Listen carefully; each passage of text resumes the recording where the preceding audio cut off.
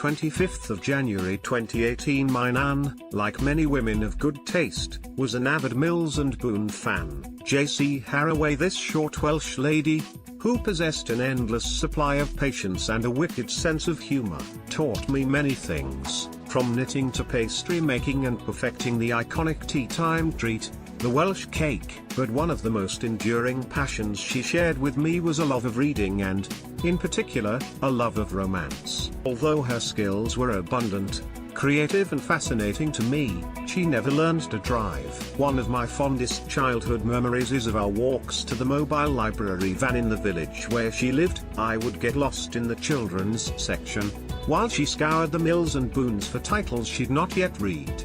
This process took some time, as she always had a stack, 10 or 15 high, of what she called her romances next to her armchair and beside her bed, often voraciously reading 2 or 3 per day. Like many of us cutting our romance teeth, I progressed from the classics by Bronte, Austen and Alcott and eventually swiped 1 or 2 of those devoured Mills and Boon romances from my nan's stash, and so began my current obsession with romance.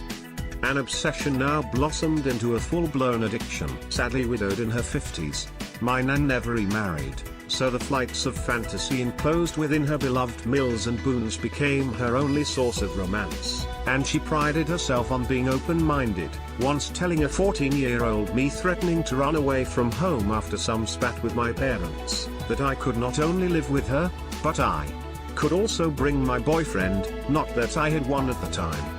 But I'm pretty sure her favorite lines back then lacked the heat level of Harlequin Mills and Boon's new series, but I know one thing, my nan, now deceased, would be so proud that I'm writing for her favorite publisher, and I'm so thrilled to be one of the many Mills and Boon authors who write empowering romance for today's woman. Of course, Mills and Boon's sexiest line ever didn't exist in my nana's day, but I'm certain she'd have loved it anyway, because at the heart of each story is a powerful romance, a love story to get lost in and an uplifting happy ending. Isn't that what keeps those of us addicted to romance coming back, time after time? Wherever you are, Nan, my debut A Week to Be Wild is dedicated to you. A Week to Be Wild by J.C. Harroway is published by Mills and Boon on the 25th January in paperback, ebook and audiobook recommended.